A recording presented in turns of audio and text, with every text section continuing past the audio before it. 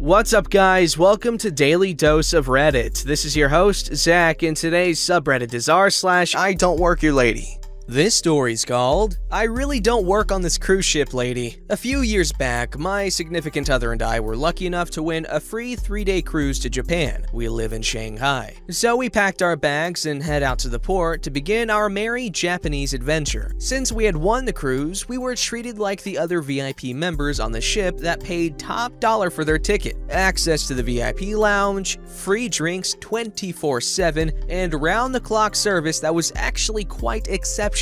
What we quickly realized, though, was that I was the only non-Chinese person on the boat that wasn't an employee. I am a white American and significant other is Chinese. The first situation to arise from this factor was that other actual employees thought I was the new guy on board who got on in Shanghai. This resulted in me having to explain to several people that yes, I can actually be in this area while the guests are awake because I am, in fact, a guest. The other semi-annoyance that occurred daily were the Chinese guests mistaking me for a staff member. I would constantly get asked to bring towels and fruit to rooms, when the next performance was, when is a casino open, only in international waters, and these people were itching to play some baccarat for some reason. The hours of the duty-free store, do you have child sitting services, does a pharmacy have traditional Chinese medicine, or only Western medicine, and anything else you could possibly think of. Can we pee in the fountain? I have been an expatriate for many years and speak Mandarin, so in the beginning I would politely explain to them that I was on vacation too, and if you look just over there, there is an actual employee that can assist you. 95% of the people would accept that fact and go find an actual employee. About 5% would argue with me that I must be because I am a Laowai, a foreigner, and this cruise was Chinese only. They were obviously lovely people. I just figured, screw it, I'll play along and have some fun and practice my Mandarin too. It began with a woman asking me to bring towels to a specific room. I said, yes ma'am, right away. Then strolled over to the bar and began at-sea day drinking, which if you weren't aware is mandatory on a cruise. Next few people asked for towels and fruit and I assured them that I would make it my personal mission to see to the timely delivery of their requests. Eventually, it devolved into me giving fake directions or how to get to certain stores and restaurants, taking drink orders, being asked some fairly interesting questions about the function of the ship by a kind older gentleman who gave me a cigarette. He was interested in how the ballast worked on a ship of that size, he was cool, and just general complaining about the service and how they couldn't smoke inside except for the casino. This ship was pretty massive, so I never had to worry about running into these people again and continued to have my fun. When I told my significant other about my dastardly ways, she had a good laugh and encouraged me to continue. She actually suggested I use my Beijing accent that she had taught me, she's a Beijinger, to add further confusion to the situation as it is quite rare for a non-native to have a region-specific passable accent, which I absolutely did. Anyway, this went on for the entire 3 days, including during our trips to inland Japan, as several of the people on our bus had rightly assumed I was a Chinese-speaking employee accompanying them as a tour guide. At a little town called Sakai Minato, I pulled facts straight out of my ass and was lauded for my immense knowledge of both Chinese and Japanese culture. I was one of the good Laowai. And that's the story of how I got a job on a cruise ship.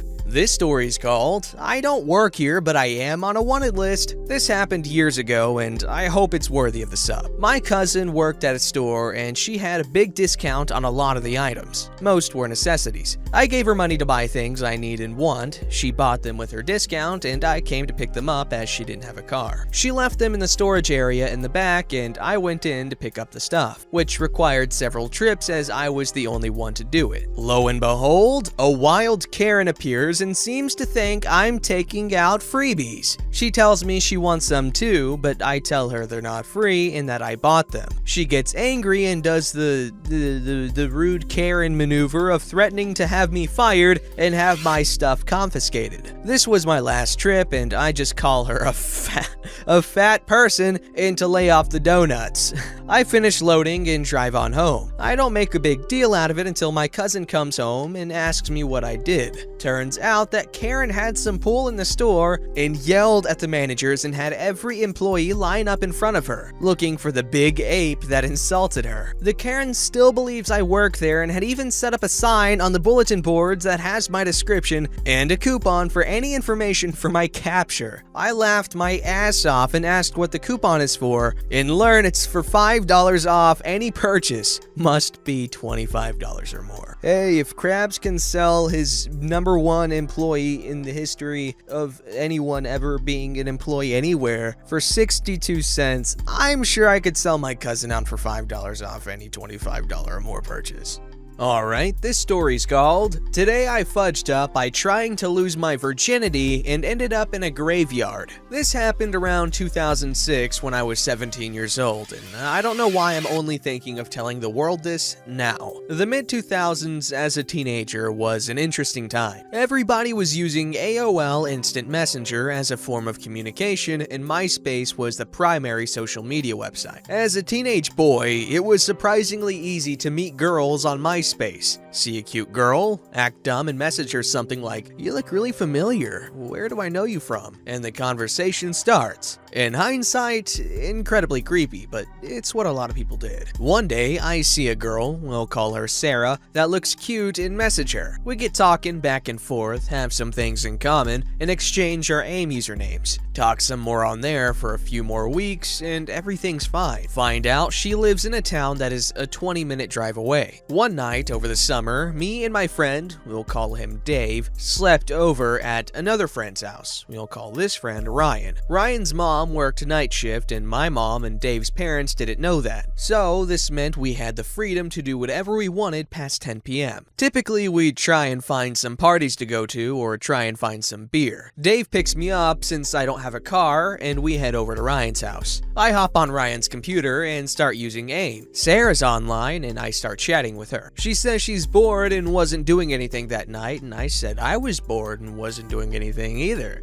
She suggested for me to come over to her house and we could get into her mom's liquor cabinet and hang out. The wheels start turning in my head, and as a horny 17-year-old virgin, things started to play out in my head, and I'm all for this idea. The only problem is I don't have a car, and how the heck am I supposed to get to this girl's house that's 20 minutes away? I tell Dave that Sarah wants me to go over to her house. He says that he had been talking to a girl recently that lives in the same town. He gets on AIM and starts talking to this girl to see if she wants to hang out. She said yes, and for Dave to go over to her house and hang out. So now I have a ride to this town to hang out with Sarah. Ryan, being the bro that he was, said he would just come along and hang out in the car. I should also mention at this point that I also don't have a cell phone. So the plan for the night was this. Dave was gonna drop me off at Sarah's house. Dave was then gonna go over to his girl's house and hang out. Ryan was just going to hang out in the car and listen to music on his iPod because he had nothing else to do for the night. I was then going to use Sarah's cell phone to call Dave to come pick me up when I was done. We pull up to Sarah's house and I call her from Dave's phone to let her know I was there. She said to just come around to the back of the house. I get out of the car, say goodbye to my friends, and they drive off down the street. It's around midnight at this point. I walk along the side of Sarah's house, and when I get close to turning the corner to the back of the house, the outdoor light comes on. I kind of freeze because I'm skeptical about this whole situation. Luckily, there were some bushes a few feet away that I could hide behind. I walk over to the bushes to hide behind them, and somebody comes out the back door. It's her mom. She yells out, "Who's there?" A few seconds go by, and I walk to the front of the house and planned on just walking away like I was casually walking down the sidewalk. I get close to the front of the house, and the front porch light turns on. Her mom comes out of the front and yells, "Who the hell are you?" Now, I really don't know what to do, so I planned on going back to the bushes that I just came from to hide in. Sarah's mom comes out the back of the house again after a few minutes and yells, "I don't know who the hell you are, but I just called the cops and they're on their way." So now I'm scared out of my mind. I then run to the front of the house and have no idea what to do other than to hide from the cops somewhere. I look around and there is nothing but houses. The easy answer as to what to do is to go over to the house of the girl that Dave is at. But I have no idea where that is, and I am not familiar with the town at all. Where the hell am I going to hide at? I can't just hide in some random person's backyard, but a half a block away is a graveyard with a garage like a building. I was planning on seeing if the door on the building was unlocked and was going to hide in there. It's locked. What do I do? So I find a tombstone that's fairly big and lay down completely flat behind it. It's probably 10 minutes past midnight, and I'm laying on the ground completely still in a graveyard, hoping the cops won't find me. 15 minutes ago, I thought I'd be getting lucky at this point. For the first hour or two, my main concern was keeping an eye out for the cops and figuring out what to do if they show up. I hear a few cars drive by over that 1 to 2 hour period, but I don't dare peek my head up to see if it's the cops. Then I start to think of how the hell I'm going to get back home. How am I supposed to get a hold of Dave? I don't have a cell phone.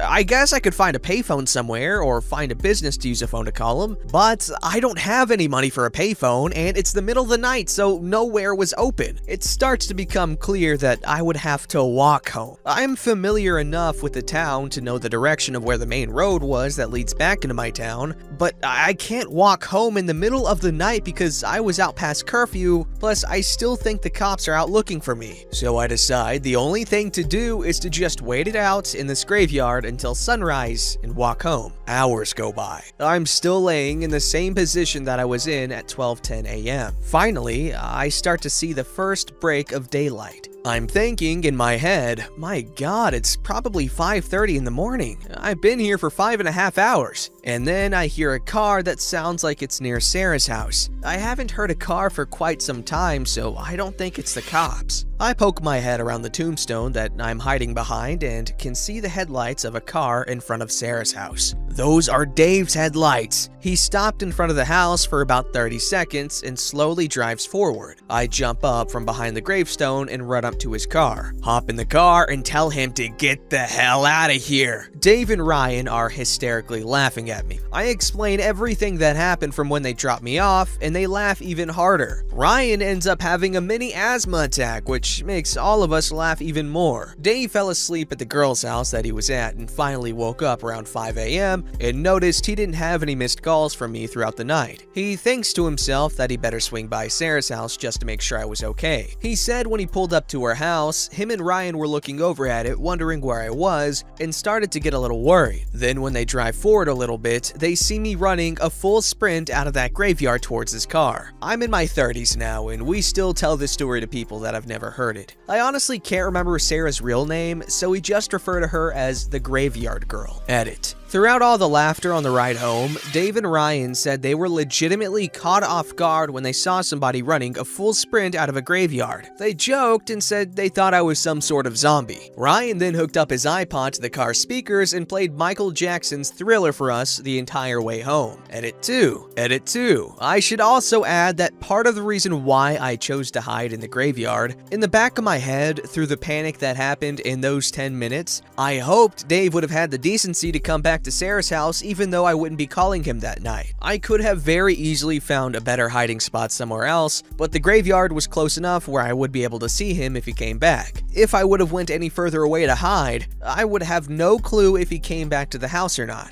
Then in the comments, he added Dave's and Ryan's nights, basically. I'm fairly certain they don't have Reddit accounts. Dave ended up having to crawl through the window of the girl's house that he was at because her parents were home. They just laid in bed and made out and fell asleep. Ryan, like I said earlier, was just hanging out in the car all night listening to music. He also didn't think he would be in the car for nearly 6 hours. He starts to get annoyed that he's in a car for that long. He doesn't have a cell phone to call Dave to see why the hell he is still in that girl's house. So how does he get Dave's attention? He starts honking the car horn over and over and over again. This wakes up Dave, as well as the girl's parents. Dave wakes up to the car horn, checks his phone to see if I called, but also heard the girl's parents in the house complaining about a car horn waking them up. Dave hops out of this girl's window, scared of the girl's parents walking into her room and seeing the two of them. He gets into the car and Ryan has some sort of techno blasting over the car speakers as loud as it could get. Dave's like, "Why the hell is the music so loud and why are you honking the horn over and over?" Ryan says, "I was just trying to get your attention. I'm bored as hell and want to go home." Dave then explains to Ryan that I hadn't called him yet and that he's gonna swing by Sarah's house. They show up and see me sprinting out of a graveyard. I think Ryan tagged along, thinking we wouldn't be spending the entire night in this town and that we would find something else to do. Okay, I really want to know what happened between him and the girl after that. I mean, I'm assuming that was it, but did he say yo, what the hey, man? I thought we were supposed to get inebriated and then your mom had to go and, rooster block me like that? Because I want to see what she has to say about all this. Don't forget to like, subscribe, and hit that bell to never miss an episode.